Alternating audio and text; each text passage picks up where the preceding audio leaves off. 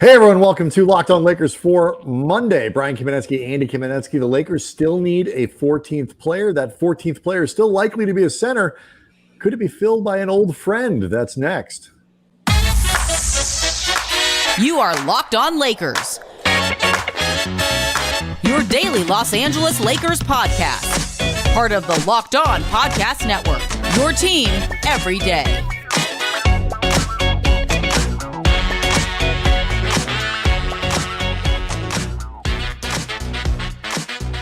Thanks to everyone for making Locked On Lakers your first listen of every day, Monday through Friday. No matter how or where you get your podcasts, it's always going to be free. It is never going to be behind a paywall.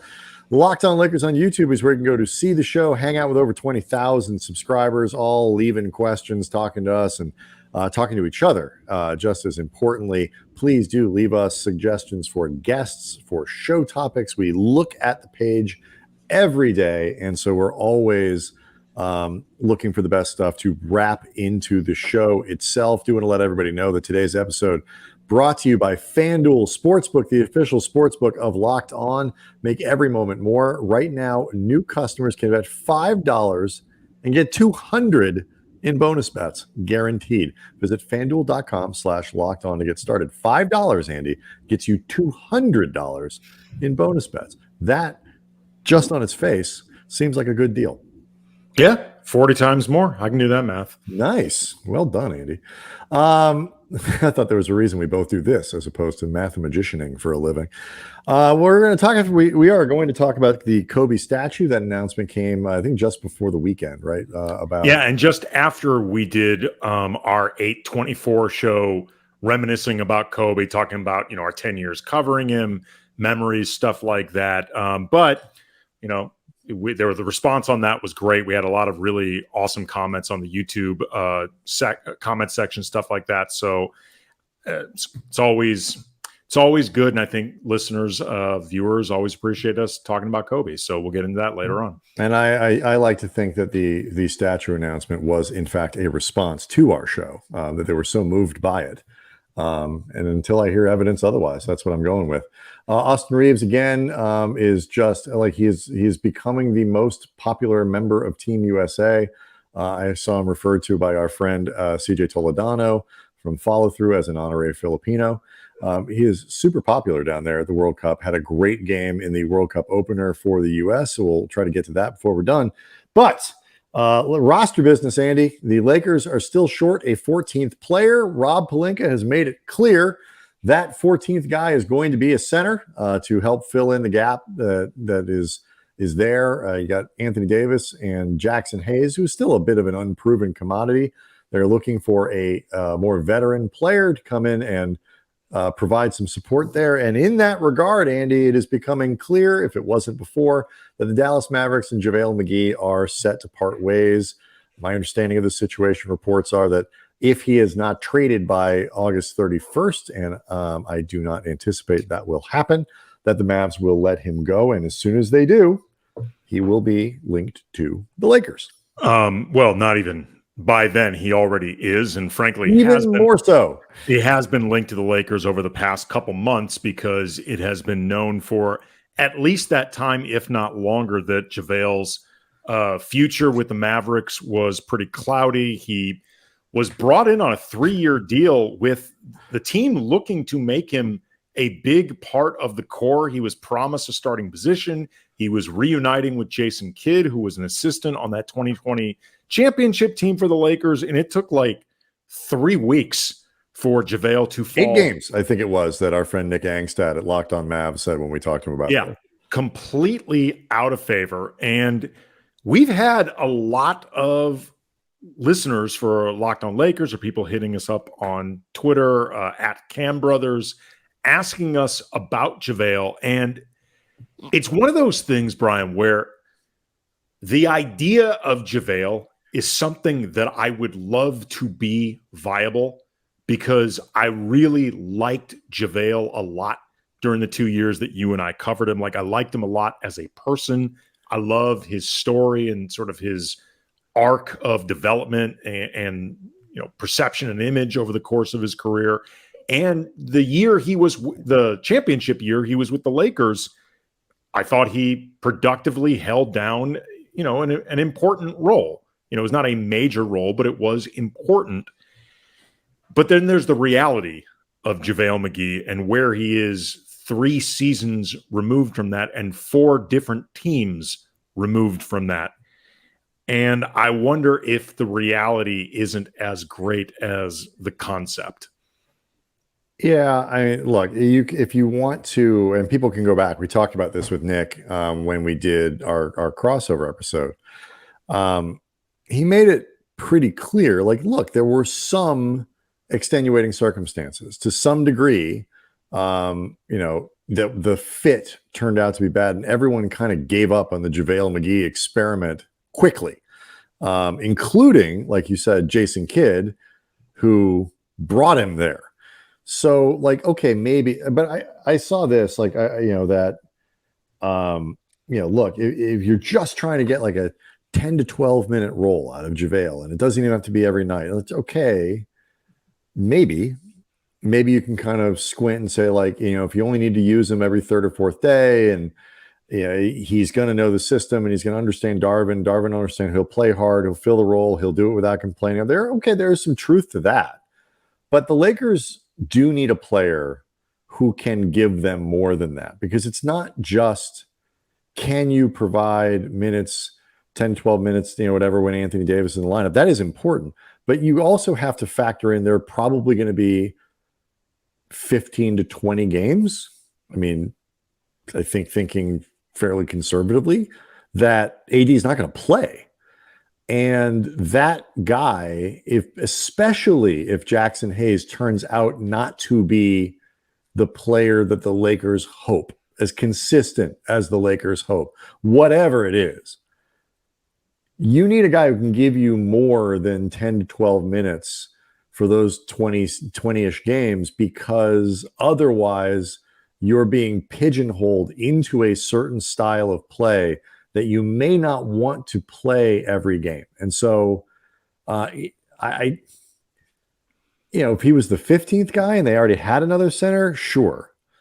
If he's the 14th guy in a position where you might need him, I am not terribly comfortable with it. Yeah, I mean, it's crazy that the 14th roster spot on a team that went to the Western Conference Finals and got better, I think, during the offseason, that the 14th roster spot would seem so critical. But it's not, but it's because it's not really, it's the 14th roster spot to be filled. Right, it's I know, but I'm just necessarily the 14th roster spot in order of importance. Right, but it just usually by now, spots 14 and 15 feel pretty incidental. Like they don't feel like there's a lot hinging on them. But I agree with you. This spot actually does matter. Like I was looking at some of JaVale's numbers in Dallas, and offensively, they were dreadful when he played. They were like per 48 minutes, almost 10 points worse when he was on the court, 6-ish points worse per 100 possessions. And this was one of the best offensive teams in the league. And they were really bad when he was out there. Even if his own numbers around the rim were pretty good, like those raw numbers look good. But then if you dig a little bit deeper, not that JaVale has ever been known for having, being like a 3-level scorer, or, somebody you put JaVale out there, it doesn't matter where he is, he'll figure out how to score. Cook. Yeah. I mean, that's never been JaVale, but like you look at the numbers and it's pretty clear. If it's not an alley-oop dunk or like an alley-oop layup and pretty much that simple, the numbers aren't good. I mean, even just like regular layups or stuff that he has to do more than just catch and throw down, the numbers are pretty bad. And that could explain why, even though his own percentages look individually pretty good, why the offense was not good with him out there. It's, not likely the only reason, but just he would have to be either really just wrong situation, wrong time, Jason Kidd having not figured this out, or just you're seeing a decline. Because look at Dallas right now. I know they have Rashawn Holmes. I know they have Dwight Powell. They're going to look to develop Derek Lively, but they have no established rim protection on this team at all. And they're still willing to pay JaVale not to play away. for them Yeah. than to bring him back. Just to bring him back, you could argue With they're that better in off mind, just having the contract. there is a scenario in which I'm okay with this, and I'll get it next. But I want to ask you a question that kind of speaks to the larger question of what ought they do with this spot if, and because, the name Bismack, Biyombo, Christian Wood, we all know the names they're sort of waiting on. But if other scenarios play out, I got one that I want to run by you and get your reaction, which you'd prefer, which type of player. So we'll do that next. Locked On Lakers is brought to you by FanDuel, and get ready for the NFL season. It is coming up really soon with incredible offers from FanDuel, America's #1 sportsbook. Right now, new customers can bet $5 and get $200 back in bonus bets, guaranteed. You can use those bonus bets on spreads, player props, over-unders, a whole lot more. Plus, all customers who bet $5 on whatever, you get $100 off NFL Sunday ticket from YouTube and YouTube TV. That is a great deal. Yeah, that is an awesome deal. So your $5 goes pretty far in a lot of different ways with FanDuel. It's the best time to join. The app is really easy to use. You can be on everything from the spreads to the player props, Super Bowl props, all that different stuff. It's awesome. All the options that you want, plus other sports going on as well. Visit FanDuel.com/lockedon to kick off the NFL season with an offer you don't want to miss. FanDuel, the official partner of the NFL. Quick side note here. Well, I know we like going through the comments and stuff. The argument that bubbled up, the debate that bubbled up last week, thanks to Steph Curry, about what, when he answered the question, who's the best point guard of all time, and he said himself, which obviously means I'm better than Magic Johnson. And I did not necessarily expect Lakers fans to agree with Steph. I don't think I agree with Steph. I find the question. We didn't weigh in on a one is better than the other either way. I don't care, because I don't think it's so apples and oranges, both how they play and particularly the eras in which they play. I find comparing the two of them for their influence, as we did, more interesting. But yes. I will say this. A lot of Lakers fans sticking up for Magic Johnson, talking about how he played. They watched him play and he played better defense than he's given credit for.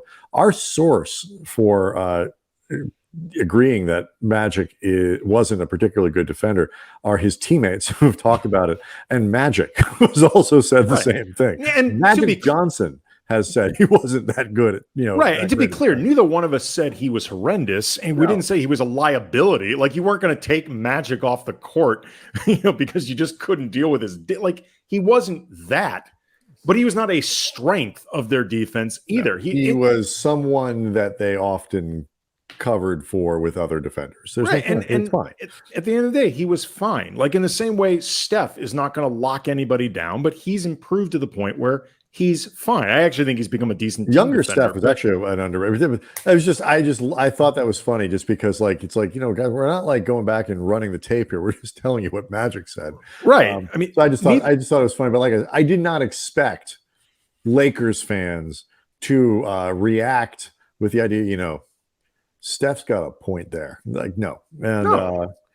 I certainly. And look, you're not an idiot if you say, I don't care what Steph says, Magic is the best point guard ever. Nobody's going to call you a fool. Safe ground. That is safe ground. Rock solid argument. Yeah, it's right behind, I think, Michael Jordan is the greatest shooting guard of all time. That's a pretty defendable argument. So anyway, I just thought I thought that was fun. And please keep leaving us questions and comments. The debates that come out of stuff like that, particularly on the comments page, are a lot of fun. Anyway, here's the scenario that I want to run by you. Christian Wood signs somewhere else. Someone, as training camp approaches, can give him $3 million. He takes the money and he goes. Lakers can't give him as much. Bismack, Biyombo, same basic premise. Somebody loses their shot blocker. He can get an extra $1.5 million or whatever from another team. He takes that money. That leaves the Lakers with somebody like JaVale, a power forward type of, they just say, screw it, we're just not going to sign another center. We'll pick the best available player and we'll call it a day. Or if you still want to fill that center spot, you go and you find the G League player that most closely resembles the single skill set you want to get on this team, whether that's rim protection, 3-point shooting, whatever it is, a single skill set that you really feel like you want to get on the team, or the best available G League guy, whatever it might be, versus signing JaVale. So the unknown quantity on the young player you might have to develop a little bit, you can't rely on necessarily to fill the role you want, but might have a skill set or two that profiles at least for what you need, or JaVale, who comes with the limitations. Which direction do you go? I would likely go JaVale because you already have Jaxson Hayes, who is something of an unknown quantity himself, and there's a legitimate chance Colin Castleton could be on this team. What I was thinking. And while I like a lot of what we saw in the summer league, and I think a lot of his skill sets look like things that could translate decently over at the big boy level, he is still somebody who is completely unproven. Mm-hmm. And the whole point that we keep saying about why this spot matters is because of all these different unknowns. I'm not adding another unknown, inexperienced guy. Whoever they bring in needs to be established at the NBA level. Like, unless you think all of the JaVale McGees of the world can't play anymore, and that's why they're not on a roster, because you really just think they are flat out cooked and can't help you because they're cooked, you bring in JaVale or someone like JaVale. And I think I agree with you. I think that's the answer. And I like that, the JaVale, or the sort of literally or figuratively, you bring in JaVale McGee. I feel like Castleton is that player. If you will, like, you have that guy. If you want to take a guy who you think, okay, he's got some potential. I mean, now look, I don't know the G League backwards and forwards. There may be a guy who's down there that is just like profiles as a defensive rim protector, basically kind of what JaVale is, only younger and maybe bouncier. And then, okay, maybe you can make it up, but I think the predictability is critical, at least at the beginning of the season, for this role. It is better for the Lakers to know what they're going to get and know what is available to them, even if that thing isn't good enough. At least you know what it is. Whereas that G Leaguer, you're not sure how he's going to react to different situations, how once defenses or offenses are aware of him, will counter that. Will he read it quicker? JaVale, you know what he's going to do those things. You're going to see, you know exactly what you're getting. It's just a question of whether or not he can fill the role that you want him to fill. If in December December rolls around and he's just not quite good enough, you praise him up and down for his professionalism, and you cut him. Mm-hmm. And it's okay. So I think that's the right answer. Ultimately, I wonder how close to camp, Andy, this is going to get fixed, because at this point there's no incentive for anyone really to move until there kind of is, until the Lakers can only offer what they can offer.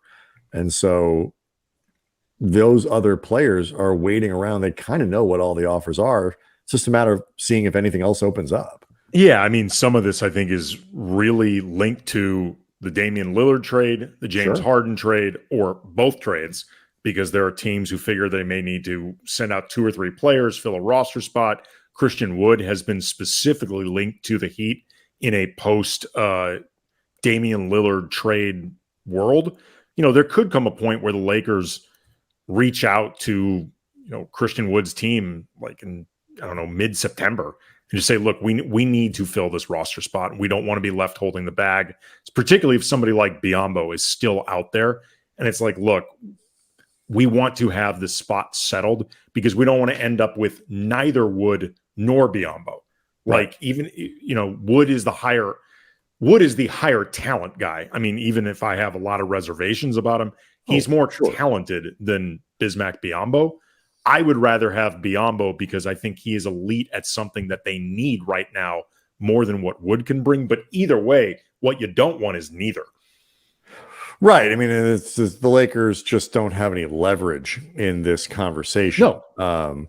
So, I mean, I think they've probably made their preferences or their offers but pretty clear, but they can't make those moves happen. Right, but from things that are reported and stuff like that, it feels like they have not made a solid offer to Bismack Biyombo because their first choice is Christian Wood. Yeah, that makes sense. But I would probably be different if they knew Biyombo was getting the same offers from 3 other teams and was getting close to moving on them. I'm sure they're back channeling all of these things, but one hope. It gets back to what you were saying before. It's a fascinating thing to think about for the proverbial 14th spot. How much this matters. It's the only hole that they have left on the roster. We get asked about this a lot, and I get it. I totally get why we do. But the disclaimer still holds. Finding somebody who can bang bodies with Nikola Jokic and Joel Embiid while also hitting threes. Right. Not a choice. No, not a choice. That guy doesn't exist, much less at the veterans minimum. Do it, Rob. All right, let's talk Kobe. The announcement for the statue will be February 8th, 2024. That's 2/8/24. Reasoning there pretty obvious, but we'll talk about what this is going to mean for Lakers fans and just the whole thing around it. Do that next.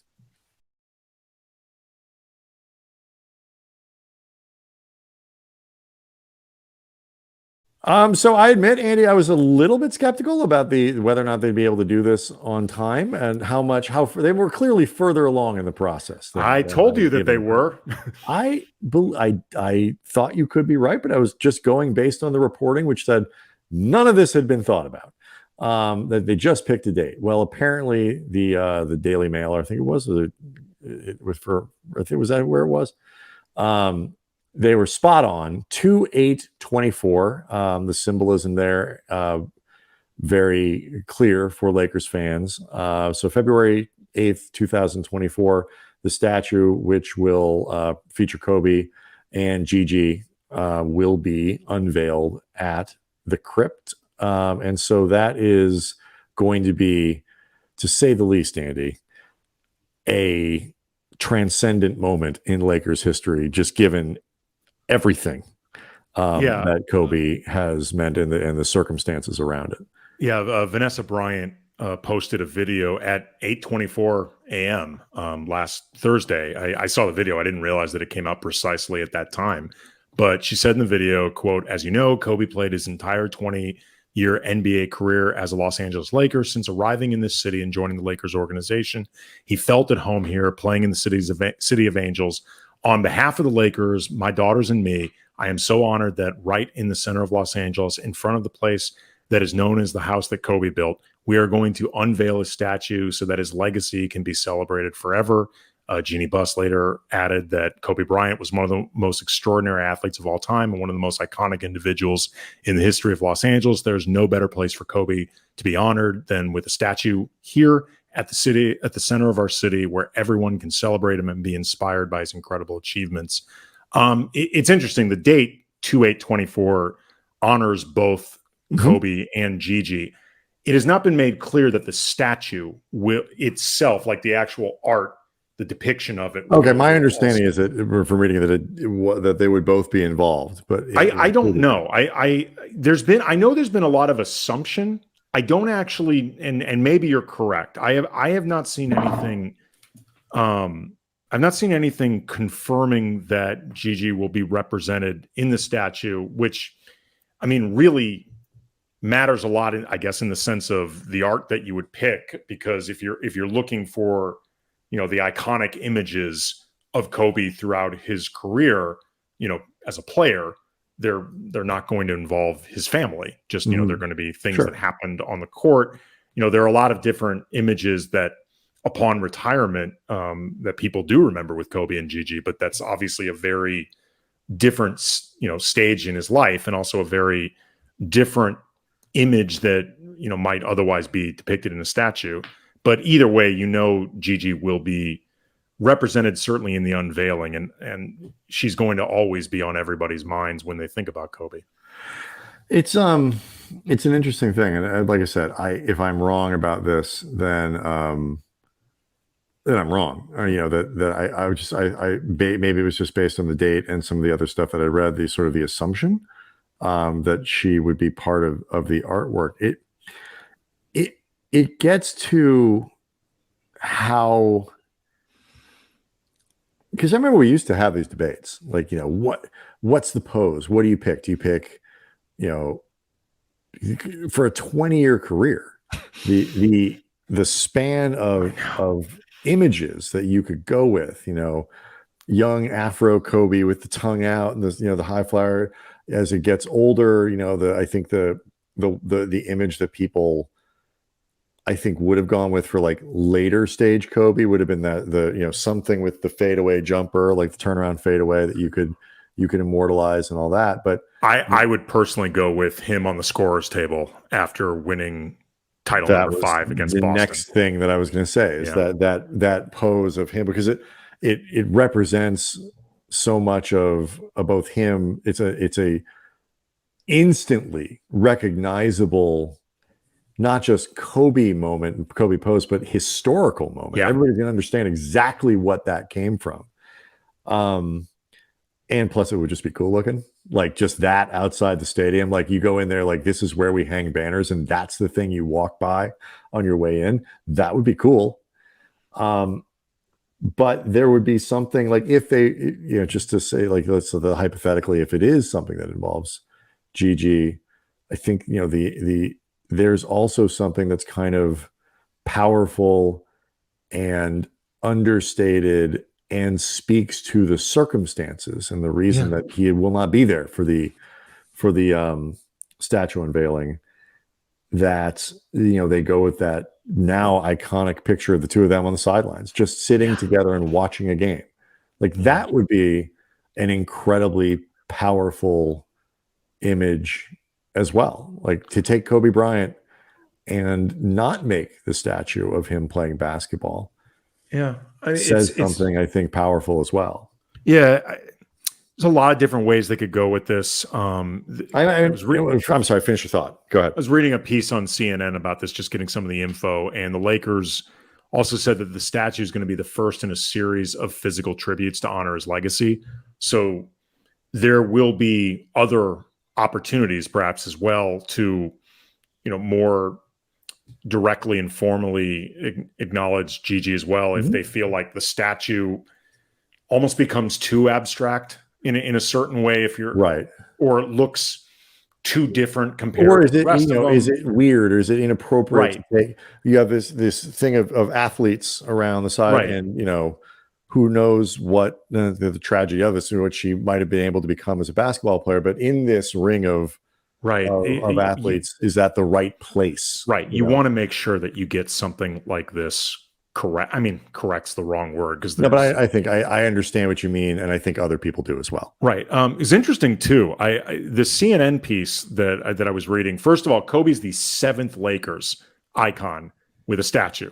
Elgin, Chick, Kareem, Magic, Shaq, Jerry West. It's just crazy.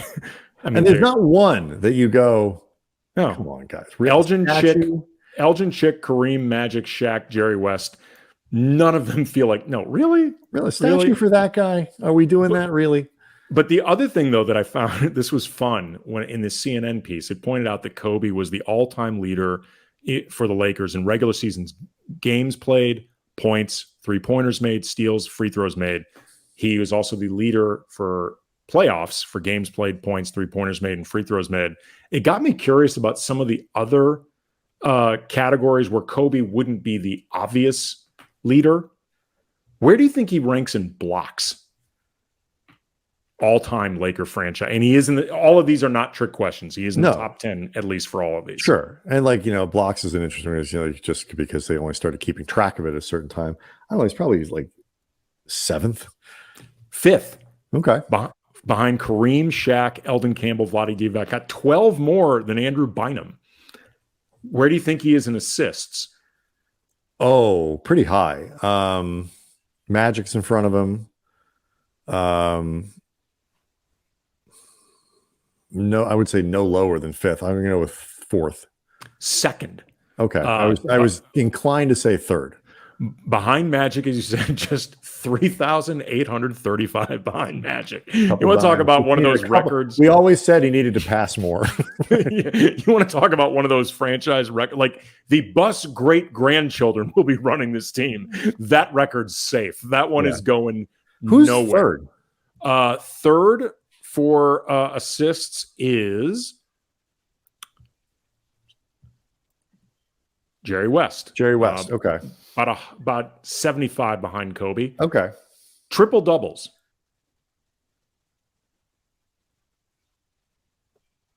I'm going to say third. Fourth behind Magic, LeBron, Russell Westbrook. No, Elgin Baylor. Russ. That was a joke, Andy. No, Russell is higher than you think, though. Russ, that shouldn't be a joke. Russ is sixth on the franchise list. Missed Jerry West for fifth by just 2 triple doubles. Did that in a season and a half. I know. I was just trolling people. Just right, but you know what? Up a lot of them. No, I was going to say it's not a great troll job because he was really high. Sure, it just makes people mad. 10th, by the way, a tie between Pau Gasol and Julius Randle. How many? They each had 5. Okay, I was going to say it's a pretty low number. No, but I mean, it's. I'm just saying it's a lower. It's the point being with Russ being a 6. It's a lower number than you think. Like Russ had 14. Right, but it's not. But it's not 86 triple doubles. With But anyway, if you've given Russ enough time, Kobe was also 6th all time for offensive rebounds for the franchise, and 5th and 2nd for defensive rebounds. Yeah. Who do you think also too? I had no idea about this. Who do you think is the all-time leader for the Lakers in points per game? Von Wafer. Points per game. If Von had his way, sure. What's right? Points per game? Based on like how many? Just like one game? Like just no. I mean they don't. They do this based on you have to qualify a baseline. Yes. God, it's a tough question. Because, Kobe's was dragged down a little bit near the end. Kareem's was certainly dragged down near the end. Magic was never a high scorer like that. Wilt didn't score like that when he was a Laker. I'm going to say Elgin. You're very, very close. Elgin and LeBron are tied. This is going to sound so stupid. I forgot about LeBron James. They're because tied. you know what? You know why? Because you had just given me 30 cumulative things, and then you switch to points per game, and so my brain is locked into fair enough cumulative. But right, LeBron, who's averaged like what 27 and a half, 28 points a game as a Laker, 27.4 points per game as a Laker. Also, I did not realize this until looking this up. Austin Reeves is currently, according to Basketball Reference metrics, the franchise all-time leader in true shooting percentage and offensive rating. He is him. Austin Reeves is him, kids. It is really hard to do a goat that doesn't sound like a sheep. It's hard. That's a tough one. I don't know if I was calling him a goat or a sheep there. I was going for goat. that guy's a sheep. The other guy's a goat. Also, the last thing I noticed too, going through this, that must have just eaten Kobe up. Smush Parker is 0.2 steals ahead of Kobe for steals per game. I'm surprised he didn't spend that last game instead of trying to score 60, trying to get him steals to pass Smush. Smush Parker is he's tied for 4th on the all-time steals per game for the franchise at 1.6. Kobe was 8th with 1.4. Get that man in the Ring of Honor. It must have honestly, if Kobe was aware of that, that would have bothered him.